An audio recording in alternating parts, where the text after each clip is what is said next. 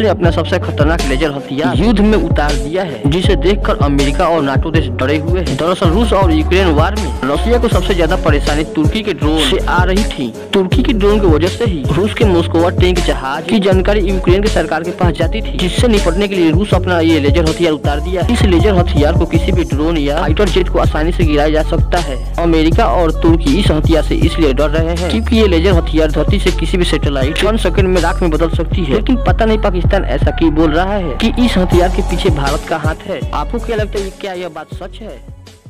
आखिर नेपाल ने ऐसा क्या कर दिया कि चीन के अरमानों पर पानी फिर गए। दरअसल चीन भारत को सीधे तौर पर टक्कर नहीं दे सकता, जिसके कारण चीन भारत को चारों तरफ से घेरना चाहता है, जिसके कारण वो भारत के पड़ोसी देशों को भारी मात्रा में कर्ज दे रहा है ताकि वे कर्ज न दे पाए और चीन उनकी जगहों को हड़प लेगा। लेकिन नेपाल में श्रीलंका की मौजूदा हालत देखकर भड़क गया और वो सोच लिया चीन के साथ दोस्ती करना महंगा पड़ जाएगा, जिसके कारण नेपाल सरकार ने नेपाल में जितनी बिजली कंपनी चल रही थी उनका लाइसेंस रद्द कर दिया और चीन अपने मंसूबों में कामयाब नहीं हो पाया। आखिर अमेरिका ने ऐसा क्यों कहा कि चीन भारत पर हमला करने वाला है? दरअसल दोस्तों, हाल ही में अमेरिका ने चीन के दुश्मन देशों को चेतावनी देते हुए कहा है कि हाई अलर्ट पर रहने को कहा है। यूएसए के अकॉर्डिंग चीन में बहुत तेजी से कोविड फैल रहा हुआ है और इसी को दुनिया से छिपाने के लिए चीन अपने पड़ोसी देश पर किसी के भी ऊपर हमला कर सकता है। ऐसे में चीन के पास बहुत ही दुश्मन पड़े हुए हैं। Taiwan, Vietnam, Malaysia, south Korea, Japan और इंडिया है। तो आइए जानते हैं भारत से जुड़े हुए एक खुलासे के बारे में। दरअसल व्हाइट हाउस की रिपोर्ट के मुताबिक चीन की सेना लड़ाई के लिए पूरी तरह से तैयार है और किसी भी देश पर हमला करने के पहले चीनी हैकर्स उसका डिफेंस हैक करने के लिए कोशिश करेंगे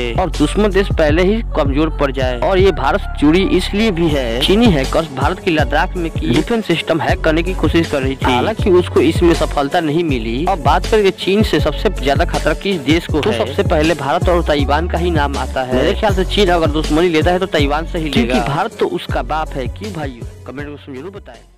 आखिर कैसे चीन भारत से ताकतवर होते हुए भी कमजोर पड़ जाता है? चाइना के मिलिट्री स्ट्रेंथ भारत से कई गुना ज्यादा है और बड़ा होने के कारण चीन का नेशनल बॉर्डर भी भारत से कई गुना ज्यादा है, जिसकी लंबाई तकरीबन 22,000 किलोमीटर तक का है और भारत का इंटरनेशनल बॉर्डर 15,000 किलोमीटर तक ही है और उसमें से भी लगभग 7500 किलोमीटर समुद्री सीमा है। और वैसे में जहाँ चीन की 21 लाख सैनिक 22,000 किलोमीटर फैले हुए हैं, वहीं भारत की 7500 किलोमीटर की एरिया में लगभग 13 लाख सैनिक है और समुद्री सीमा पर बहुत ही कम सैनिकों की जरूरत होती है। भारत के 75% सैनिक पाकिस्तान और चाइना के बॉर्डर पर तैनात रहते हैं। मिलिट्री स्ट्रेंथ की ताकत पर सबसे पहली बात होती है एयरफोर्स, क्योंकि ये किसी भी हालात में हमला करने के लिए सक्षम होता है। भारतीय वायुसेना के दुनिया के गिनी चुनी कुछ देशों में माना जाता है, क्योंकि ये एक एयरफोर्स लगभग 8 देशों में की टेक्नोलॉजी को मिलाकर बनी हुई है। और वही चाइनीज एयरफोर्स में हर बार की तरह क्वांटिटी तो है पर क्वालिटी नहीं होती। भारत के पास ब्रह्मोस, काली और SS-4 के नाम पर एक लाइक तो बनता है दोस्तों।